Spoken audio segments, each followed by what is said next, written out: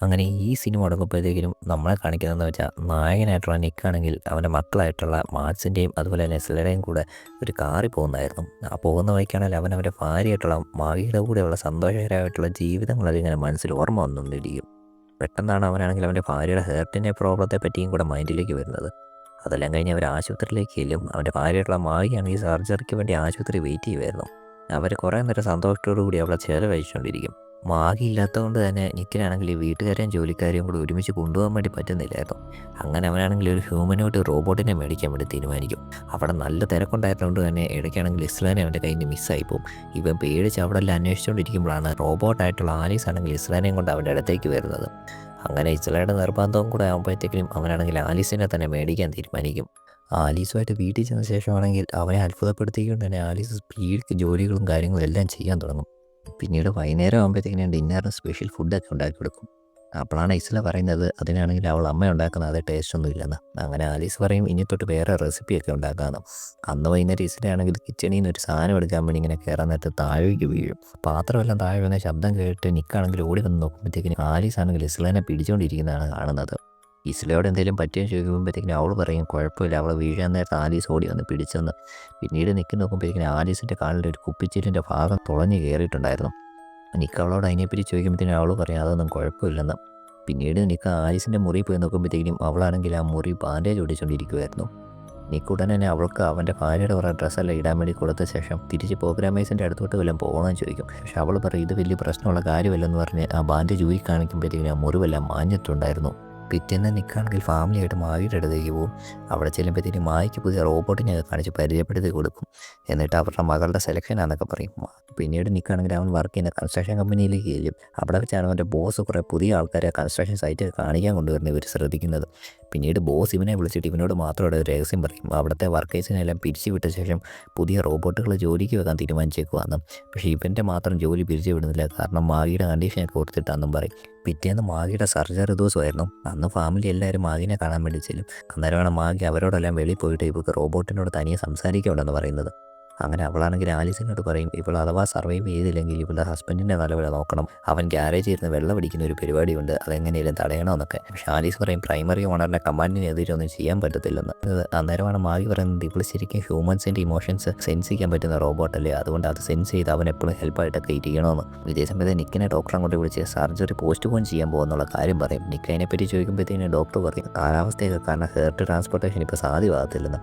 അങ്ങനെ നിക്ക് വീണ്ടും ഡിപ്രഷനിലാവും. അവൻ കുറേ നേരം മാഗിയുടെയൊക്കെ കൂടെ ചെന്നിരിക്കും. പിന്നീട് വീട്ടിൽ വന്നിട്ട് അവൻ ഭാര്യയുടെ അവസ്ഥയൊക്കെ വെറുതെ വെള്ളം അടിക്കാനൊക്കെ തുടങ്ങിക്കൊണ്ടിരിക്കും. അന്നേരമാണ് ആലീസ് അങ്ങോട്ട് വന്നിട്ട് അവനെ വെള്ളം അടിക്കുന്നത് തടയുന്നത്. എന്നിട്ട് അവൻ്റെ ഭാര്യ ഇവൻ്റെ ആവശ്യങ്ങളെല്ലാം നോക്കാൻ പറഞ്ഞിട്ടുണ്ടെന്ന് പറഞ്ഞിട്ട് ഇവനെ പതിയെ വശീകരിക്കാൻ നോക്കിക്കൊണ്ടിരിക്കുക. ഇവൻ ആദ്യം വന്ന പതിയെ കൺട്രോൾ പോകുമ്പോഴും പെട്ടെന്ന് ബോധം വരുമ്പോഴത്തേക്കും ഇവൻ അവിടെ നിന്ന് അങ്ങ് ഇറങ്ങിപ്പോകും. പിന്നീട് ഇവനാണെങ്കിൽ പിള്ളേരുടെ മുറി വന്ന് നോക്കിക്കുമ്പോഴത്തേക്കും അവിടെ ഇരിക്കുന്ന ഡിജിറ്റൽ പിക്ചറിൻ്റെ അകത്ത് മാഗിയുടെ പടമില്ലാത്തതിന് ശ്രദ്ധിക്കും. ഇവൻ ഉടനെ അതിനെപ്പറ്റി ആലീസിനോട് ചോദിക്കുമ്പോഴേ ആലീസ് പറയും എപ്പോഴും മാഗിയുടെ പടം കണ്ടുകൊണ്ടിരിക്കുമ്പോൾ ഇസ്ലയ്ക്ക് വിഷമാകുമെന്ന് പറഞ്ഞ് ഇവിടെ മാറ്റിയതാണ്. ഉടനെ നിക്ക് പറയാം ഡിജിറ്റലിൽ പഴയ പടം തന്നെ വെക്കാൻ പറയും. ഇതെല്ലാം കഴിഞ്ഞ് അവനാണെങ്കിൽ അവൻ്റെ ഫ്രണ്ട്സിൻ്റെ കൂടെ ബാറിലേക്ക് പോകും. അവിടെ വെച്ചാണ് അവൻ്റെ കൂട്ടുകാരനായിട്ടുള്ള മോന്തിയാണെങ്കിൽ അവരുടെ ജോലിയെല്ലാം പോകുന്നതിനെ പറ്റി ഫ്രസ്ട്രേഷൻ അടിച്ച് പറഞ്ഞുകൊണ്ടിരിക്കുന്നത്. അങ്ങനെ ബാറിൽ നിന്ന് ഇറങ്ങുന്ന നേരത്തെ അവൻ പറയും അവൻ്റെ ഒരു സാധനം കൺസ്ട്രക്ഷൻ സൈറ്റ് വെച്ച് മറന്നു പറഞ്ഞ് നിക്കിനെയും കൂട്ടി അങ്ങോട്ട് പോകും. അവിടെ ചെല്ലുമ്പോഴാണ് അവന്മാർ യഥാർത്ഥ സ്വഭാവം കാണിക്കുന്നത്.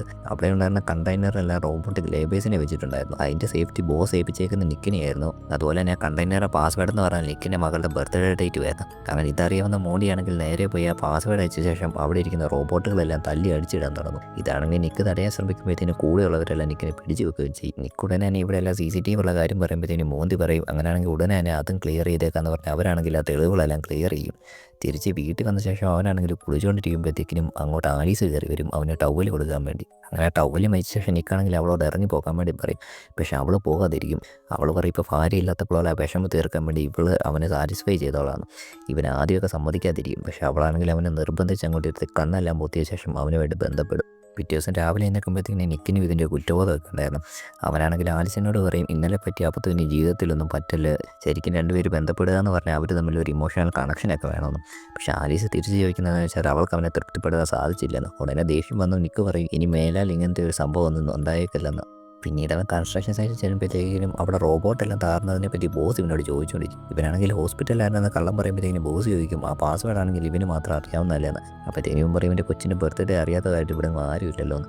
ഇതെല്ലാം കഴിയുമ്പോഴത്തേനും ബോസ് പറയും എന്തൊക്കെ പറഞ്ഞാലും ഇവൻ്റെ ശ്രദ്ധയില്ലായ്മ കൊണ്ട് പറ്റിയതായതുകൊണ്ട് ഇനി ആ റോബോട്ടിക് കമ്പനി ഇവിടുത്തെ കൺസ്ട്രക്ഷനൊന്നും ഏറ്റെടുത്തില്ലെങ്കിൽ ഇവൻ്റെ ജോലിയും കൂടെ കളയുമെന്ന്. അങ്ങനെ ദിവസങ്ങൾ കഴിഞ്ഞപ്പോഴത്തേക്കിനും മാവിയുടെ ഓപ്പറേഷൻ കഴിഞ്ഞ് അവളാണെങ്കിൽ പതിയെ വീട്ടിലേക്ക് വരും. വീട്ടിൽ ചെന്ന ശേഷം അവളാണെങ്കിൽ അവളുടെ കൊച്ചിനൊക്കെ എടുക്കാൻ നോക്കും. പക്ഷെ അവളുടെ മുറിവുകൾ ശരിക്കും ഉണങ്ങാത്തതുകൊണ്ട് അവൾക്ക് മിക്കതിന് സാധിക്കുന്നില്ലായിരുന്നു. ഈ സമയത്തല്ല ആലീസ് ആണെങ്കിൽ ഇടയ്ക്ക് കയറി ഒന്ന് ഹെൽപ്പ് ചെയ്തുകൊണ്ടിരിക്കും. മാവിക്ക് ഇതൊക്കെ ശരിക്കും ഫീൽ ചെയ്യുന്നുണ്ടായിരുന്നു. അപ്പോൾ അതിനെ ഭക്ഷണം കഴിച്ചുകൊണ്ടിരിക്കുമ്പോഴാണെങ്കിൽ ഇപ്പോൾ ആലീസിൻ്റെ ആ നോട്ടം ഇപ്പോൾ കാണുമ്പോഴത്തേക്കും മാവിക്ക് വലിയ ഡൗട്ടൊക്കെ അടിച്ചു തുടങ്ങും. ഒരു ദിവസമാണ് പെട്ടെന്ന് കൊച്ചു കരയുന്ന ഒച്ച കേട്ട് മാവിയാണെങ്കിൽ അവിടെ നിന്ന് ഓടി ഇറങ്ങി ചെല്ലാൻ നോക്കുമ്പോൾ സ്റ്റെപ്പേ തല്ലി താഴോട്ട് വീഴുന്നത്. അന്നേരമാണ് അവൾക്ക് പിടികിട്ടുന്നത് കൊച്ചു റോബോട്ടിൻ്റെ കളിച്ചുകൊണ്ടിരിക്കുമായിരുന്നെന്ന്. ആലീസ് ഓടി വന്ന് അവളെ ഹോസ്പിറ്റലിൽ എത്തിക്കണമെന്ന് ചോദിക്കും. പക്ഷേ അവൾ കുഴപ്പമില്ലെന്ന് പറയുമ്പോഴത്തേക്കും ആലീസ് പതിയെ അവൾ എടുത്തുകൊണ്ട് കൊണ്ട് കട്ടിലേക്ക് കിടത്തും. അന്ന് രാത്രി നിൽക്കുകയാണെങ്കിൽ മായ്ക്ക് വലിയ സർപ്രൈസൊക്കെ കൊടുത്ത് അവൾ ഒരുപാട് സന്തോഷിപ്പിക്കും. അതെല്ലാം കഴിഞ്ഞ് അവർ ബെഡിലോട്ട് പോയി ബന്ധപ്പെട്ടുകൊണ്ടിരിക്കുമ്പോഴാണ് പെട്ടെന്ന് ആലീസ് അങ്ങോട്ട് കയറി വരുന്നത്. ഇവർ ഞെട്ടിക്കാര്യം ചോദിക്കുമ്പോഴത്തേനും പറയും നിക്കിൻ്റെ കൂട്ടുകാരനായിട്ടുള്ള മോന്തി വന്ന് വിളിക്കുന്നുണ്ടെന്ന്. നിക്ക് ചെന്ന് മോന്തിയോട് സംസാരിച്ചുകൊണ്ടിരിക്കുമ്പോഴത്തേക്കും മോന്തി പറയുന്നതെന്ന് വെച്ചാൽ അന്ന് കൺസ്ട്രക്ഷൻ സൈറ്റിലെ കാര്യങ്ങളൊക്കെ ഇപ്പം മോന്തിനെ പിടിക്കുന്നുള്ള അവസ്ഥയിലിരിക്കുക. അതുകൊണ്ട് എങ്ങനെയും അവൻ രക്ഷിക്കണമെന്നൊക്കെ പറയും. പക്ഷേ നിക്കാണെങ്കിൽ അതിനുള്ള സമ്മതിക്കാതെ വരുമ്പോഴത്തേക്കും പിന്നീട് ഇവർ തമ്മിൽ ഒരു അടിപിടിയാവും. അടിപിടിയുടെ മോന്തി ബോട്ടിലെടുത്ത് അവൻ്റെ തലക്കടിക്കാൻ നോക്കുമ്പോഴത്തേക്കിനും ആലീസ് വന്ന് അവനെ ഇടിച്ചിടുന്നത്. അന്ന് രാത്രി മോന്തിയാണെങ്കിൽ ജോലി പോകുന്ന കാര്യമൊക്കെ ഓർത്ത് വിഷമിച്ചിരിക്കുമ്പോഴത്തേക്കിനും അങ്ങോട്ട് ആലീസ് കയറി ചെല്ലും. മോന്തി അവനെ അകത്തോട്ട് കെട്ടി ചോദിക്കും നിക്ക് ക്ഷമ ചോദിക്കാൻ വേണ്ടി അയച്ചതാണെന്ന്. അന്നേരത്തേക്കിനും ആലീസ് പറയും നിക്കിനും ഇതൊന്നും അറിയത്തില്ല, ഇനി തൊട്ട് ഫ്രണ്ട്ഷിപ്പിൻ്റെ പേര് അവനെ തൊടാൻ വന്നേക്കില്ലെന്നൊക്കെ. ഉടനെ തന്നെ ദേഷ്യം വന്ന മോന്തിയാണെങ്കിൽ ആലീസിനോട് ഇറങ്ങിപ്പോകാൻ വേണ്ടി പറയും. പക്ഷേ ആലീസ് ഇറങ്ങിപ്പോകാതെ അവിടെ വെച്ച് മോന്തിനെ അടിച്ചിട്ട ശേഷം വെടിവെച്ച് കൊല്ലും. അന്ന് രാത്രി ബാത്തപ്പിൽ ഇരുന്ന് ബുക്ക് വായിച്ചുകൊണ്ടിരിക്കുമ്പോഴാണ് താഴെ പോകും. പക്ഷേ അവൾക്കാണെങ്കിൽ അത് എടുക്കാൻ പറ്റാത്തതിനെപ്പറ്റിയും ആലീസ് വന്ന് സഹായിക്കും. അത് കഴിയുമ്പോഴത്തേനും ആലീസ് പതിയെ മാഗിയോട് പറയുന്നത് അവളുടെ ഹെയർ സർജറി കഴിഞ്ഞുകൊണ്ട് ശരിക്കും നിക്കിനെ തൃപ്തിപ്പെടുത്താൻ പറ്റുന്നില്ലല്ലോ എന്ന്. ഉടനെ മാഗി ചോദിക്കും അതെങ്ങനെ ആലീസിനെ അറിയാൻ ചോദിക്കും. ആലീസ് ആണെങ്കിൽ മിണ്ടാൻ നിൽക്കുന്ന കാണുമ്പോഴത്തേക്കിനും മാഗി വീണ്ടും അവളോട് ദേഷ്യപ്പെട്ടിട്ട് ഇറങ്ങി പോകാൻ വേണ്ടി പറയും. ഫ്ലീലെല്ലാം കഴിഞ്ഞ ശേഷം മാഗി നേരെ നിക്കിൻ്റെ അടുത്തേക്ക് എന്നിട്ട് ഈ കാര്യം പറഞ്ഞ് വഴക്കുണ്ടാക്കിക്കൊണ്ടേയിരിക്കും. ഈ സമയം മുതലെടുത്ത് ആലീസ് ആണെങ്കിൽ മാർട്സിനെ എടുത്ത് വെള്ളത്തിലേക്ക് മുക്കി കൊല്ലാൻ നോക്കും. ഇതാണെങ്കിൽ ഇസ്ല കണ്ടുകൊണ്ടിരിക്കും. ഇസ്ല ഓടിച്ചെന്ന് നിക്കിനോട് മാഗിയോടും കാര്യം പറയുമ്പോഴത്തേക്കിനും അവർ കൊച്ചിനെ രക്ഷിക്കാൻ വേണ്ടി ഓടി വരും. പക്ഷേ ആലീസ് ആണെങ്കിൽ ആ ഡോർ ലോക്ക് ചെയ്ത് പിടിച്ചുകൊണ്ട് തന്നെ ഇരിക്കും. ഉടനെ മാഗിയാണെങ്കിൽ ജനൽ വഴി കയറി ആ മുറിയിലേക്ക് എന്ന മാർട്സിനെ വെള്ളത്തിൽ രക്ഷിക്കും. അന്നേരമാണ് ആലീസ് മാഗിയെ കൊല്ലാൻ വേണ്ടി പെടലേക്ക് പിടിച്ച് ഭിത്തിയിലേക്ക് വെക്കുന്നത്. പെട്ടെന്ന് നിക്ക് വന്ന് ആലീസിനെ അടിച്ചിട്ട് മാഗിയെ രക്ഷിച്ച ശേഷം അവിടെ ഇരിക്കുന്ന ഷോക്ക് അടിപ്പിച്ച് ആലീസിനെ സ്റ്റോപ്പ് ചെയ്യും. പിന്നീട് മാഗിയാണെങ്കിൽ മാർട്സിനെ കൊണ്ട് ആശുപത്രിയിലേക്ക് പോകും. ഇതേസമയം ആലീസിനെ പ്രോഗ്രാമേഴ്സിൻ്റെ അടുത്ത് തന്നെ എക്സാമിൻ ചെയ്യാൻ വേണ്ടി കൊടുത്തേക്ക് പോയത്. അവിടെ വെച്ച് ആലീസിൻ്റെ മെമ്മറി എടുത്ത് എക്സാമിൻ ചെയ്തുകൊണ്ടിരിക്കുമ്പോഴാണ് പെട്ടെന്ന് ആലീസിൻ്റെ ആണെങ്കിൽ അവിടുത്തെ സിസ്റ്റം എല്ലാം ഹാക്ക് ചെയ്ത ശേഷം അവളുടെ മെമ്മറി അടുത്തുള്ള റോബോട്ടുകളിലേക്ക് ട്രാൻസ്ഫർ ചെയ്യുന്നത്. അങ്ങനെ അവിടെയുള്ള ആലീസിൻ്റെ തന്നെ വേറൊരു ബ്ലോണ്ട് ഹെയർ ക്ലോണാണ് ആ പ്രോഗ്രാമേഴ്സിനെ അല്ല അവിടെ വെച്ച് തന്നെ കൊല്ലും. ഇതേസമയം നിക്കാണെങ്കിൽ ബാറി ഇരിക്കുമായിരുന്നു. അവനാണെങ്കിൽ ഇന്നത്തെ ദിവസം ആദ്യമായിട്ട് വെള്ളവടി നിർത്താൻ വേണ്ടി തീരുമാനിച്ചിരിക്കുമ്പോഴാണ് അങ്ങോട്ട് ആലീസ് വരുന്നത്. അവളാണെങ്കിൽ അവനോട് സംസാരിച്ചുകൊണ്ടിരിക്കുമ്പോഴത്തേക്കിനും ഇവനാണെങ്കിൽ അവളോട് അവൻ്റെ ജീവിതത്തിൽ നിന്നൊക്കെ പോകാൻ പറയും. പക്ഷേ എത്ര പറഞ്ഞിട്ട് ആലീസ് കേൾക്കുന്നില്ലെന്ന് കാണുമ്പോഴത്തേക്കിനും നിക്ക് പതി അവളുടെ കൈ പിടിച്ച് പോയി തലയുടെ അവിടെ ചെന്ന ശേഷം അവളുടെ മെമ്മറി പറിച്ചെടുത്തിട്ട് അവളെ അങ്ങ് ഷട്ട് ഡൗൺ ചെയ്യും. ഇതേസമയം ഹോസ്പിറ്റലിലാണെങ്കിൽ ആലീസ് ഉണ്ടാക്കിയ ബ്ലോണ്ട് റോബോട്ട് മാർട്സിനെ കൊല്ലാൻ വേണ്ടി വന്നുകൊണ്ടിരിക്കുമായിരുന്നു. അതിനായിട്ട് ആദ്യം തന്നെ മാഗിയുടെ ശബ്ദത്തിൽ സംസാരിച്ച് ഇസ്ലാനെ അങ്ങോട്ട് വരുത്താൻ വേണ്ടി ശ്രമിക്കും. അന്നേരമാണ് പെട്ടെന്ന് മാഗി വന്ന് ഇസ്ലാനെ അവിടെ നിന്ന് മാറ്റുന്നത്. അത് കഴിഞ്ഞ് അവർ രണ്ടുപേരും കൂടെ മാർട്സിൻ്റെ മുറിയിലേക്ക് ഇന്ന് മാർട്സുമായിട്ട് അവിടെ ഒളിച്ചിരിക്കും. ഇതേ സമയത്ത് ആ ബ്ലോണ്ട് റോബോട്ട് നേഴ്സിനെ കൊന്നിട്ട് നേഴ്സിൻ്റെ കാർഡ് വെച്ച് ആ റൂമിലേക്ക് ഇന്ന് മാർട്സിനെ എല്ലാം അവിടെ തപ്പിക്കൊണ്ടിരിക്കും. അങ്ങനെ പതിയെ മാഗിയുടെ കഴുത്തോട്ട് വരുമ്പോഴത്തേക്കിനും മാഗി പറഞ്ഞത് വെച്ച് ഇസ്ലയാണെങ്കിൽ അവിടെ ഇരിക്കുന്ന ഫയർ എക്സ്റ്റിംഗ്വിഷർ ആ ബ്ലോണ്ട് റോബോട്ടിന് നേരെ ചീറ്റിച്ച ശേഷം അവർ ആ ഹോസ്പിറ്റലിൽ നിന്ന് ഇറങ്ങി ഓടി രക്ഷപ്പെട്ട് ആംബുലൻസിൽ ചെന്ന് കയറും. പക്ഷേ മാഗിക്കാണെങ്കിൽ ആംബുലൻസ് സ്റ്റാർട്ട് ചെയ്യാൻ പറ്റുന്നില്ലായിരുന്നു. കാരണം അതാണെങ്കിൽ ആ റോബോട്ട് ഹാക്ക് ചെയ്തായിരുന്നു. അവിടെ വെച്ച് ആ റോബോട്ട് മാഗിനെ അടുത്ത് ദൂരെ കയറിന ശേഷം അവളെ കൊല്ലാൻ വേണ്ടി അടുത്തേക്ക് വരും. മാഗിയാണെങ്കിൽ അവളോട് അവളെ ഒന്നും ചെയ്യില്ലെന്ന് പറയുമ്പോഴത്തേക്കിനും ആ റോബോട്ട് പറയും ഇവളുടെ പോലത്തെ ഒരു ഹ്യൂമൻ ഹേർട്ട് ഉണ്ടെങ്കിൽ നിക്ക് പതി അവളെ സ്നേഹിക്കാൻ തുടങ്ങുമെന്ന് പറഞ്ഞ് മാഗിയുടെ ആ സർജറി ചെയ്ത ഹേർട്ട് തിരിച്ച് പറിച്ചെടുക്കാൻ വേണ്ടി നോക്കും.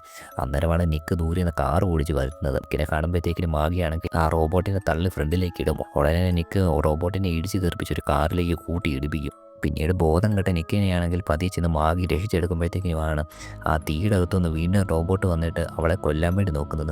ഉടനെ തന്നെ നിക്ക് വന്നൊരു പൈപ്പ് വെച്ച് ആ റോബോട്ടിനെ അടിച്ചിടും. അത് കഴിയുമ്പോഴത്തേക്കും മാഗിയാണെങ്കിൽ അവിടെ ഇരിക്കുന്ന കൂർത്ത ഒരു സാധനം എടുത്ത് ആ റോബോട്ടിൻ്റെ രണ്ട് കണ്ണും കുത്തിപ്പൊട്ടിക്കും. അങ്ങനെ ഇതെല്ലാം കഴിഞ്ഞാൽ ഫാമിലി യുണൈറ്റ് ചെയ്ത് സ്വസ്ഥമായിട്ട് ജീവിച്ചുകൊണ്ടിരിക്കും. അന്നേരമാണ് നമ്മളെ പ്രോഗ്രാമേഴ്സിൻ്റെ റൂം കാണിക്കുന്നത്. അവിടെ അവരുടെ മെയിൻ ബോസ് വന്ന് ആ റോബോട്ടുകളോടെല്ലാം അവിടുത്തെ ക്രൈം സീൻ ക്ലീൻ ചെയ്യാൻ പറയും. പെട്ടെന്നാണ് ആ റോബോട്ടുകളെല്ലാം അനങ്ങാൻ നിൽക്കുന്നത് കാണുന്നത്. അന്നേരം ഇവൻ നോക്കുമ്പോഴത്തേക്കും അവിടുത്തെ സ്ക്രീൻ ആണെങ്കിൽ ഹാക്ക് ചെയ്തിട്ടുണ്ടായിരുന്നു. അവിടെ തന്നെയുള്ള ആലീസിൻ്റെ തന്നെ വേറൊരു ക്ലോൺ മോഡൽ പെട്ടെന്ന് കണ്ണു തുറക്കുന്നതോടുകൂടി ഈ സിനിമ അവസാനിക്കും.